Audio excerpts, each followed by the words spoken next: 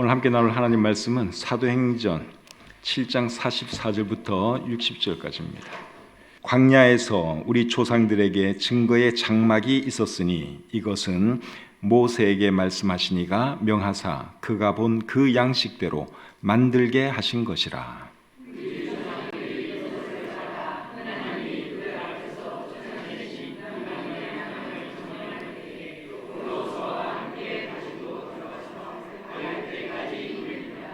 다윗이 하나님 앞에서 은혜를 받아 야곱의 집을 위하여 하나님의 처소를 준비하게 하여 달라고 하더니 그러나 지극히 높으신 이는 손으로 지은 곳에 계시지 아니하시나니 선지자가 말한 바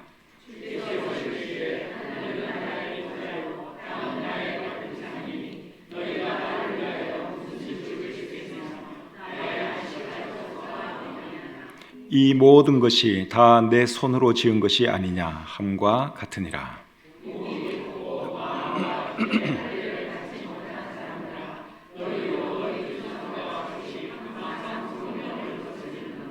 너희 조상들이 선지자들 중에 누구를 박해하지 아니하였느냐? 의인이 오시리라 예고한 자들을 그들이 죽였고 이제 너희는 그 의인을 잡아준 자요 살인한 자가 되나니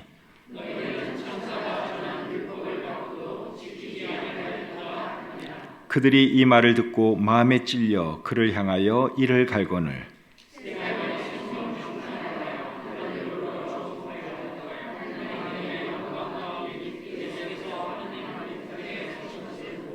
말하되 보라 하늘이 열리고 인자가 하나님 우편에 서신 것을 보노라 한데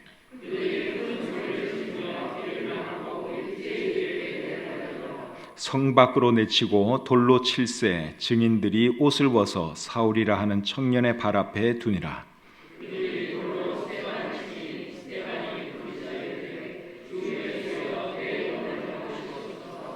무릎을 꿇고 크게 불러 이르되 주여 이 죄를 그들에게서 돌리지 마옵소서. 이 말을 하고 자니라. 아멘. 오늘은 사도행전 7장 44절부터 60절까지의 말씀을 본문으로 해서 신실한 조상들과 패역한 후손들 이런 제목으로 말씀 전하기를 원합니다. 본문은 신실한 조상들과 패역한 후손들에 대한 말씀입니다. 신실한 조상들은 본문에 이름이 나오는 모세, 여호수아, 다윗, 솔로몬을 말하고 패역한 후손들은 선지자들을 박해하고 죽인 사람들 그리고 예수님을 십자가에 못 박아 죽인 사람들을 말합니다. 예수님을 십자가에 못 박아 죽인 그 사람들이 오늘 이 본문에서는 또 누구를 죽입니까?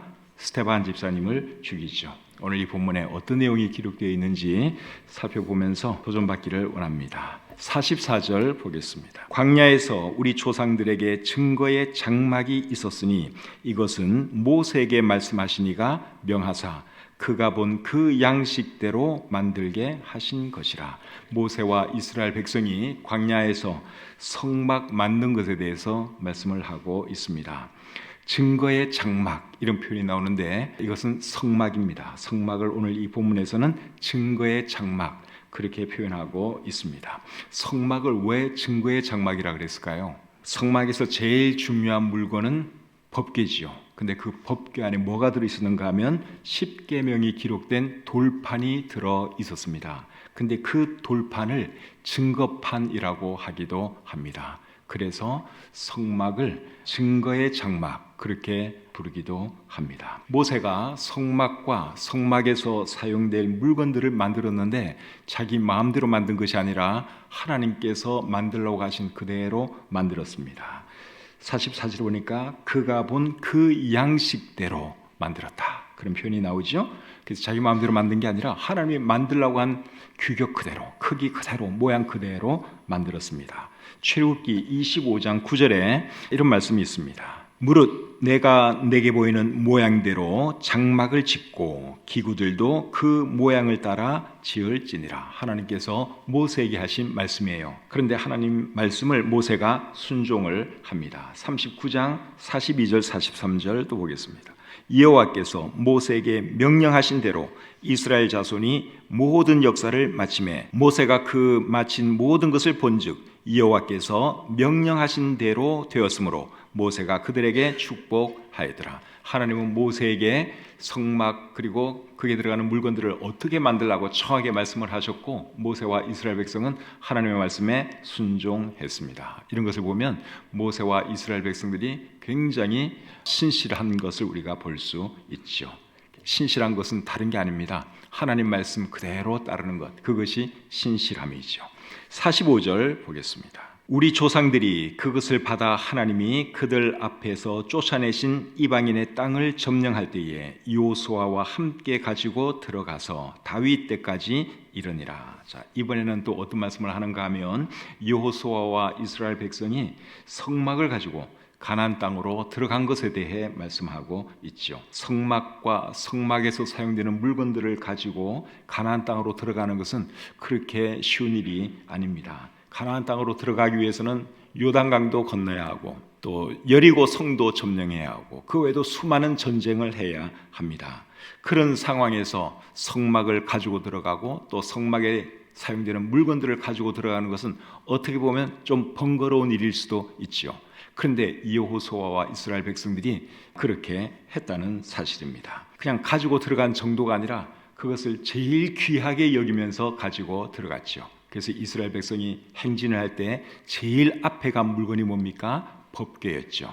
그래서 여호수아와 이스라엘 백성이 하나님의 그 성막과 거기에 들어가는 모든 물건들을 그대로 가지고 가나안 땅으로 들어갔다고 하는 사실입니다. 이런 것을 봐도 여호수아와 이스라엘 백성이 참 신실했다 하는 것을 우리가 알 수 있죠. 그래서 하나님께서 우리에게 주신 것이 있다면 그것을 소중하게 간직할 줄 알아야 하고 또 귀하게 여길 줄 알아야 하는 것입니다. 이스라엘 백성이 그렇게 했습니다. 46절 보겠습니다.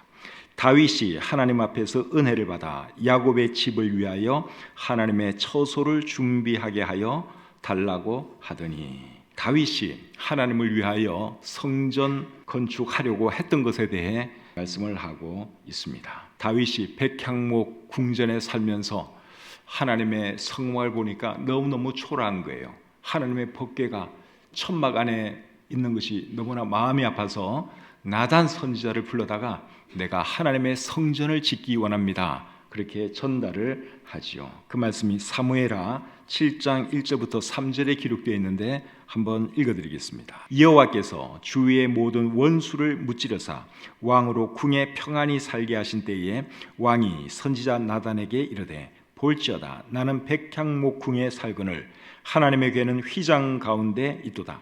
나단이 왕께 아뢰되, 여호와께서 왕과 함께 계시니 마음에 있는 모든 것을 행하소서 하니라. 다윗이 참 귀한 생각을 했죠.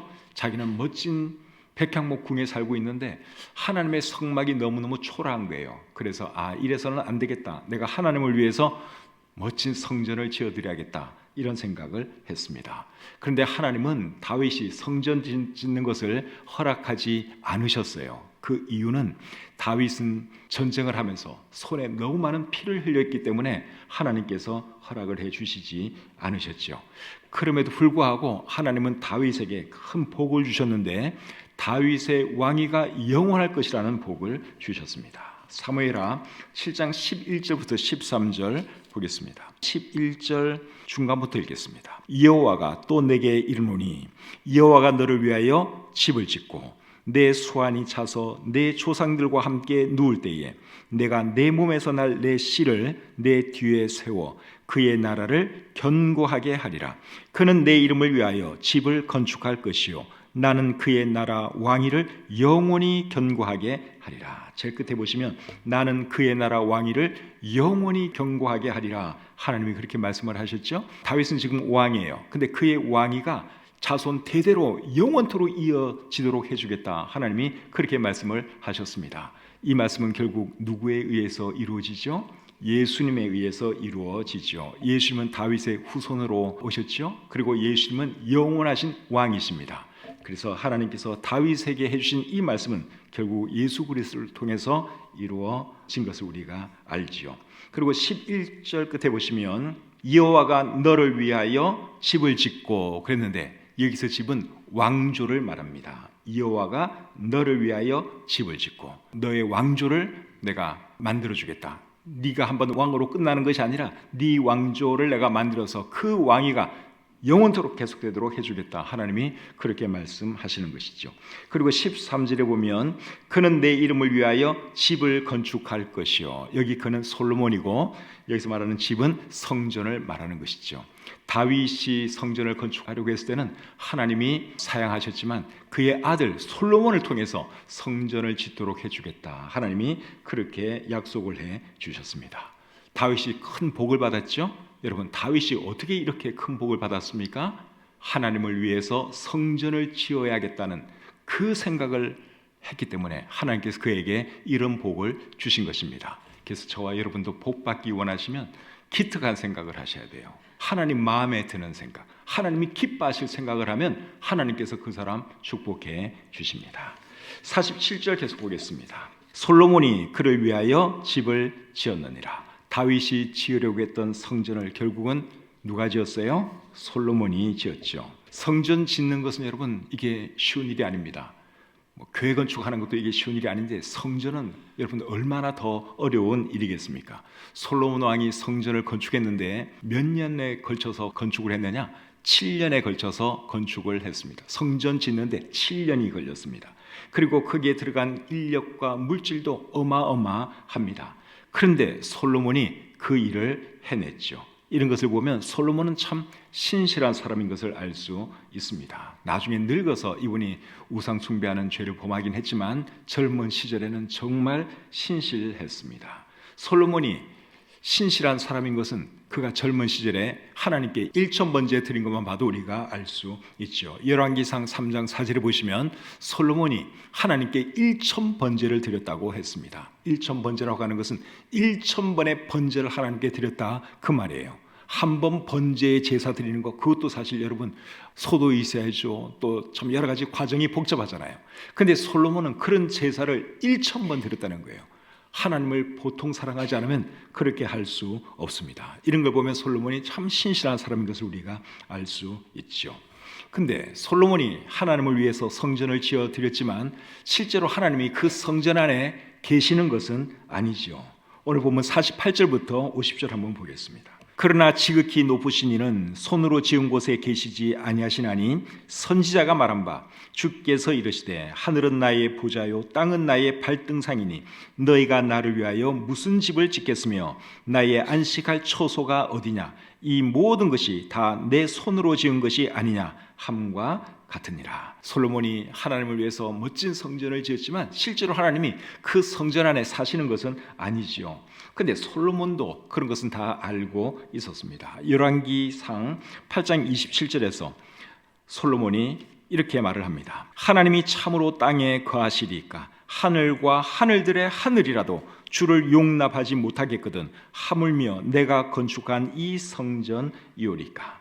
솔로몬도 알고 있었죠. 내가 이렇게 하나님을 위해서 성전을 건축했지만 하나님이 이 성전 안에 머물러 계시는 분은 아니다. 그가 알고 있었습니다. 그러면 성전은 도대체 어떤 의미가 있는 거예요? 성전은 하나님께서 이스라엘 백성과 함께 계시는 것을 상징적으로 보여주시는 장소입니다. 그렇기 때문에 성전은 엄격히 말하면 하나님을 위한 곳이 아니라 이스라엘 백성을 위한 곳이라고 할 수 있습니다. 이스라엘 백성이 그 성전을 보면서 누구를 생각했겠어요? 하나님을 생각하는 거죠. 저것이 하나님의 성전이다. 그걸 늘 생각을 하는 거예요. 그래서 이스라엘 백성은 그 성전을 중심으로 신앙생활을 잘 할 수 있었습니다. 근데 그 성전을 누가 지었느냐? 솔로몬 왕이 지었다는 것입니다. 참 신실하죠? 7년에 걸쳐서 많은 물질을 드리고 많은 인력을 동원해서 솔로몬 왕이 그 성전을 하나님께 지어 드린 것입니다. 이런 것이 신실함이죠. 우리 교회도 7, 8년 전에 건축을 했는데 이 건축하는 거 여러분 사실 얼마나 힘든 일입니까? 우리 성도님들이 정말 귀한 헌금 해주시고 아끼고 절약해서 우리가 이렇게 건물을 지었는데 이것도 사실 보통 힘든 일이 아니에요. 우리 성도님들이 그렇게 하신 것은 성도님들이 신실하셨기 때문에 그렇게 할 수 있었던 것입니다. 신실하지 않으면 절대로 못합니다. 신실했기 때문에 하나님께 물질도 드리고 헌금도 하고 이렇게 건축도 할 수가 있었던 것이죠. 51절부터 53절 보겠습니다. 목이 곧고 마음과 귀에 할례를 받지 못한 사람들아 너희도 너희 조상과 같이 항상 성령을 거스르는도다. 너희 조상들이 선지자들 중에 누구를 박해하지 아니하였느냐? 의인이 오시리라 예고한 자들을 그들이 죽였고 이제 너희는 그 의인을 잡아준 자요 살인한 자가 되나니 너희는 천사가 전한 율법을 받고도 지키지 아니하였도다 하니라. 앞에서는 신실한 조상들 이야기를 했어요. 근데 방금 읽은 이 말씀에서는 선지자들을 박해하고 죽인 사람들에 대해서 이야기를 했고, 그리고 예수님을 십자가에 못 박아 죽인 그 당시 이스라엘 사람들에 대해서 지금 말을 하고 있습니다. 51절부터 53절까지의 이 말씀이 스데반 집사님이 한 설교의 결론이자 핵심이에요. 앞부분이 굉장히 길었죠. 아브라함 이야기부터 시작해가지고 모세, 다윗, 솔로몬, 그러고 나서 이제 이 말씀을 했는데 이 말씀이 그의 설교 결론이에요. 그리고 핵심이에요. 핵심의 내용이 뭡니까? 당신들은 왜 신실한 조상들을 본받지 않고 패역한 조상들을 본받아서 예수님을 십자가에 못 박았습니까? 지금 그 말을 하는 거예요. 52절에 보면 의인이라고 하는 단어가 두 번 나오는데 여기서 말하는 의인은 메시아 예수님을 말합니다. 패역한 이스라엘 사람들은 메시아가 올 것을 예언한 선지자들을 죽였어요. 그리고 지금 스데반 집사님의 설교를 듣고 있는 공회원들은 메시아가 왔을 때 메시아를 죽였습니다. 그래서 하는 말이 당신들은 왜 신실한 조상들을 본받지 않고 그 패역한 조상들을 본받아서 메시아 예수님을 십자가에 못 박아 죽였습니까? 그 말을 하고 있는 것이죠. 그리고 53절에서는 또 이렇게 말합니다. 너희는 천사가 전한 율법을 받고도 지키지 아니하였도다. 여러분 이 말의 의미가 뭐예요? 천사가 전한 율법을 받고도 지키지 아니했다 하는 이 말의 의미는 당신들이 구약 성경만 잘 봤어도 예수님이 메시아인 것을 알 수 있었다 그 말입니다. 여기서 율법은 구약 성경을 대표하는 말입니다. 그런데 율법을 천사가 전했다 그랬는데 그런 말씀이 성경에 나오나요? 율법을 천사가 전했습니까? 이 말씀은 신명기 33장 2절에 근거해서 이렇게 말하는 겁니다. 신명기 33장 2절에 보시면 모세가 뭐라 했는가 하면 하나님께서 시내산에서 1만 성도 가운데서 강림하셨다 그런 말을 해요. 여기서 말하는 1만 성도가 사실은 수많은 천사들을 말하는 것입니다. 모세가 하나님께로부터 율법을 받았죠. 그때 하나님 곁에 수많은 천사들이 있었어요. 그것을 두고 모세는 하나님께서 시내산에서 1만 성도 가운데서 강림하셨다 그런 말을 했고, 오늘 이 본문에서는 천사가 전한 율법이라고 표현한 것입니다. 그런데 이 말씀의 핵심은 당신들이 구약 성경만 잘 봤어도 예수님이 메시아인 것을 알 수 있었을 것이다 그 말입니다. 스데반 집사님이 공회원들이 예수님 죽인 것을 지적하니까 공회원들이 어떤 반응을 보입니까? 자, 54절 보겠습니다. 그들이 이 말을 듣고 마음에 찔려 그를 향하여 이를 갈거늘. 그 다음에 57절 58절 그들이 큰 소리를 지르며 귀를 막고 일제히 그에게 달려들어 성 밖으로 내치고 돌로 칠세 증인들이 옷을 벗어 사울이라 하는 청년의 발 앞에 두니라. 공회원들과 유대인들이 어떻게 했습니까? 스데반 집사님을 돌로 치기 시작했습니다. 사도 베드로가 비슷한 설교를 했을 때는 어떤 반응을 보였죠? 사람들이 회개했습니다. 사도행전 2장 36절 37절 한번 읽어드리겠습니다. 그런즉 이스라엘 온 집은 확실히 알지니 너희가 십자가에 못 박은 이 예수를 하나님이 주와 그리스도가 되게 하셨느니라 하니라. 그들이 이 말을 듣고 마음에 찔려. 비슷하죠? 그들이 이 말을 듣고 마음에 찔려. 그 다음부터 다릅니다. 베드로와 다른 사도들에게 물어 이르되 형제들아 우리가 어찌할꼬 하거늘. 똑같은 설교를 들었어요.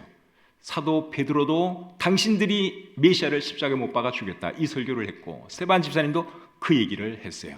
근데 반응은 완전히 180도 다릅니다. 차이가 뭘까요?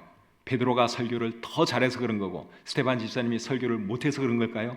그게 아니라 듣는 사람들의 마음밭이 달랐기 때문에 그런 거예요. 사도 베드로가 오순절날 설교했을 때 그 설교를 듣는 사람들은 그래도 마음밭이 옥토밭이었어요. 정말 부드러운 밭이었어요. 그래서 이제 우리가 그러면 어찌하면 좋을까? 회개를 했고 스데반 집사님의 설교를 듣는 이 공회원들은 여전히 마음이 강팍한 사람들이었습니다. 길가와 같은 그런 마음을 가진 사람들이에요. 그러니까 아무리 지적을 해도 그것이 통하지를 않는 겁니다. 그래서 결국은 이 사람들이 돌을 들어 스데반 집사님을 쳐 죽인 것이죠. 그런데 스데반 집사님이 비록 돌에 맞아 죽었지만 그날 한 사람도 구원받았다는 기록이 우리 성경에 안 나옵니다. 사도 베드로가 설교했을 때는 3,000명이 회개하고 구원받았는데 스데반 집사님이 설교했을 때는 3,000명은 고사고 한 명도 회개했다는 말이 우리 성경에 없어요. 그런데 그날 한 사람에게 엄청난 영향을 미쳤습니다. 그 한 사람이 누군 줄 아세요? 여기 나오는 사울이라는 한 청년. 이 청년에게 엄청난 영향을 미쳤습니다. 이 청년이 나중에 사도 바울이 됩니다. 그래서 수많은 사람들에게 3,000명 아니라 정말 많은 사람들에게 강력하게 복음을 전한 그런 사람이 되었죠.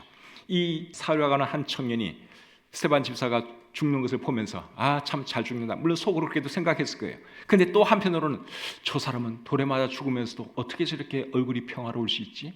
어떻게 저렇게 참 예수님을 위해서 저렇게 죽을 수가 있지? 내가 생각할 때는 분명히 예수는 죽은 사람인데 저게 어떻게 가능할까? 그런 생각 안 했겠습니까? 나중에 이제 그가 예수를 만난 뒤에 스데반 집사님이 왜 그렇게 했는지 그가 이해하면서 이 일이 계기가 되어서 사도 바울이 놀라운 하나님의 종이 되었다고 저는 믿습니다. 그러니까 스데반 집사님이 그날 돌에 맞아 죽은 것이 결코 헛된 일이 아니었다 하는 거예요. 사울이라고 하는 그 박해자에게 알게 모르게 엄청난 영향을 미쳤기 때문에 그렇습니다. 59절 60절 보겠습니다. 그들이 돌로 스데반을 치니 스데반이 부르짖어 이르되 주 예수여 내 영혼을 받으시옵소서 하고 무릎을 꿇고 크게 불러 이르되 주여 이 죄를 그들에게 돌리지 마옵소서 이 말을 하고 자니라. 스데반 집사님이 돌에 맞아 죽어가면서 어떤 말을 남겼습니까? 주 예수여 내 영혼을 받으시옵소서 이 말을 했고, 그리고 주여 이 죄를 저들에게 돌리지 마옵소서 이 말을 했습니다. 이 말은 예수님께서 십자가에 달렸을 때 하신 말이기도 하지요. 예수님이 십자가에 달렸을 때 그 말을 했죠. 하나님 저들의 죄를 용서해 주십시오. 저들이 지금 무엇을 하는지 저들은 알지 못합니다. 그 말을 했고, 또 마지막 순간에는 하나님 내 영혼을 받아주십시오.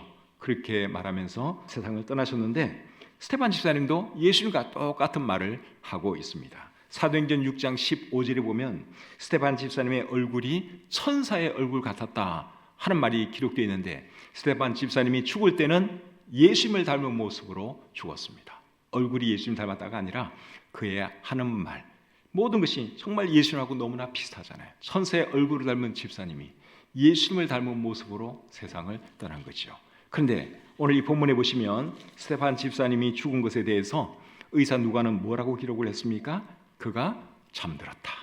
죽은 것을 잠들었다. 그렇게 표현을 하고 있죠. 잠들었다고 하니까 그의 죽음이 상당히 평화로워 보입니다. 저희 어머니가 췌장암으로 고통당하면서 세상 떠난 것을 제가 봤는데 마지막 순간에는 이제 고통을 다 모르시고 숨만 거칠게 쉬시다가 나중에는 평안하게 이렇게 가셨어요. 평안하게 정말 잠드는 것처럼 그렇게 주님 품에 가셨는데 이 스데반 집사님도 여기 보니까 잠들었다. 이렇게 참 평화로운 그런 표현을 써서 기록을 하고 있습니다. 그런데 실제로는 어땠을까요? 지금 돌이 막 날아오고 있어요. 큰 돌, 작은 돌, 수많은 돌이 지금 나를 향해서 오고 있어요. 그때 우리 스데반 집사님은 어떤 생각을 했을까? 불안하고 막 고통을 느끼고 그랬을까요? 근데 여러분 그렇지 않았습니다. 평화롭게 세상을 떠났어요. 비록 돌에 맞아 죽었지만 그분은 평안하게 세상을 떠났습니다. 왜 그런가 하면 스데반 집사님이 평화롭게 세상을 떠날 수 있도록 하나님께서 놀라운 광경을 보여주셨기 때문에 그래요. 죽음의 공포, 고통 이런 건 느끼지 못하도록 하나님께서 놀라운 광경을 보여주셨습니다. 55절 56절을 보겠습니다. 스데반이 성령 충만하여 하늘을 우러러 주목하여 하나님의 영광과 및 예수께서 하나님 우편에 서신 것을 보고 말하되 보라 하늘이 열리고 인자가 하나님 우편에 서신 것을 보노라. 하나님께서 돌에 맞아 죽어가는 스데반 집사님에게 뭘 보여주셨습니까?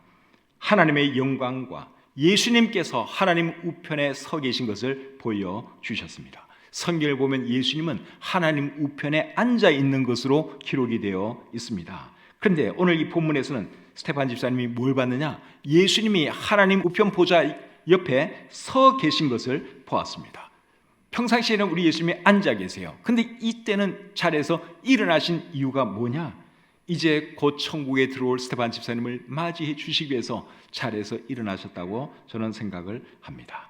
하나님의 영광과 예수님께서 하나님 우편에 서 계신 것을 보고 스테반 집사님이 뭐라 그랬죠? 하늘이 열려 있고 인자가 하나님 우편에 서 계신 것이 보인다. 그가 헛것을 본 것이 아니라 그가 실제로 그것을 보고 이런 말을 했습니다. 스테반 집사님이 죽음의 공포와 고통을 느끼지 못하도록 하나님께서 이런 광경을 보여주신 것이라고 믿습니다. 그에게 은혜를 베풀어 주신 것이죠. 이 말씀을 읽다가 저도 굉장히 부러워졌어요. 야, 나도 죽을 때 죽음의 공포와 죽음의 고통 이런 건 느끼지 못하도록 나에게 이런 은혜 베풀어 주시면 얼마나 좋을까, 그런 생각을 제가 순간 해봤습니다. 여러분도 그런 거 보고 싶지 않습니까? 숨이 막 넘어가려고 할 때 밝은 빛을 본다든가 천국문이 열린 그런 모습을 본다든가 그런 거 아마 여러분도 보고 싶으리라고 생각을 합니다. 유튜브에 보면 그 숨 넘어가기 직전에 그런 말 하는 사람들 이야기가 많이 나와요. 아, 저기 빛이 보인다 뭐 이런 얘기도 하고요. 하나님이 저기 서 계신다 뭐 이런 한 비슷한 그런 거 굉장히 많습니다. 근데 어쨌든 뭐 그분들은 진짜인지 헛걸반지 그건 제가 잘 모르겠는데 스테반 집사님이 본 것은 진짜입니다. 그분은 정말 하나님의 영광을 보았고 예수님께서 하나님 우편에 서 계신 것을 그의 눈으로 직접 보았습니다. 그래서 사람들 앞에 한 말이 하늘이 열려 있고 인자가, 여기 인자는 예수님이죠, 인자가 하나님 우편에 서 계신 것이 보인다. 그런 고백을 하면서 평화롭게, 비록 돌에 맞아 죽었지만 평화롭게 세상을 떠난 겁니다. 그래서 의사 누가는 그가 잠들었다, 너무너무 평안하게 잠들었다, 그렇게 기록을 하고 있는 것이죠. 근데 우리는 죽는 순간에 이런 거 하나님께서 안 보여주실 수도 있어요. 지금 스테반 집사님은 순교당하는 거예요. 돌에 맞아 죽으니까 얼마나 공포가 크겠습니까? 제가 볼 때 제가 영화에서 봤는데요, 이 돌로 쳐서 죽이는 거 정말 끔찍하더라고요. 한 여자 이야기인데 땅을 파가지고 그게 몸을 반쯤 묻어요. 반쯤 묻어놓고 사방에서 이제 돌을 던지는 거예요. 몸이 반 정도 묻혀 있으니까 도망도 못 가고 움직이지도 못해. 그러니까 돌을 맞아 죽는 거예요. 근데 우리 스테반 집사님은 어쨌든 돌에 맞아 죽었는데 사실 인간적으로는 굉장히 공포스러운 상황 아닙니까? 고통은 또 얼마나 크겠습니까? 그런 스테반 집사님에게 하나님께서 은혜를 베풀어 주셔서 하늘의 영광을 보게 하시고 예수 그리스도를 보게 해 주신 것이죠.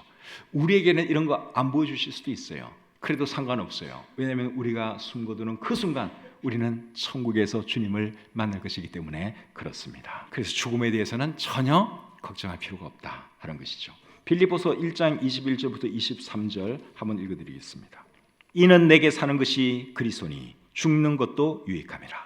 그러나 만일 육신으로 사는 이것이 내 일의 열매일진데 무엇을 택해야 하는지 나는 알지 못하노라. 내가 그 둘 사이에 끼었으니 차라리 세상을 떠나서 그리스도와 함께 있는 것이 훨씬 더 좋은 일이라. 사도 바울은 삶과 죽음의 기로에서 어떤 것을 선택해야 할지 내가 잘 모르겠다, 그렇게 말을 하고 있어요. 여러분들을 생각하면 내가 더 사는 것이 좋고 나만 생각하면 난 사실 빨리 천국 가고 싶다, 지금 그 말을 하고 있죠. 사도 바울에게는 죽음의 두려움, 공포 이런 것이 전혀 없었습니다. 왜냐하면 그분은 직접 부활하신 예수를 만난 분이고 셋째 하늘 천국에도 가본 분이고, 그러니까 빨리 천국에 가고 싶은 그런 열망이 너무너무 강했죠. 구원받고 천국의 소망을 가지고 살아가는 것이 여러분 얼마나 큰 축복인지 모릅니다. 근데 예수님 안 믿는 사람은 이런 게 없잖아요. 죽음 뒤에는 뭐가 있을까? 두렵기도 하고 본능적으로는 알고 있고 하나님의 심판이 있을지도 모른다. 본능적으로는 알고 있죠. 두렵죠. 근데 우리에게는 죽음이 전혀 두렵지가 않죠. 천국이 우리를 기다리고 있기 때문에 그렇습니다.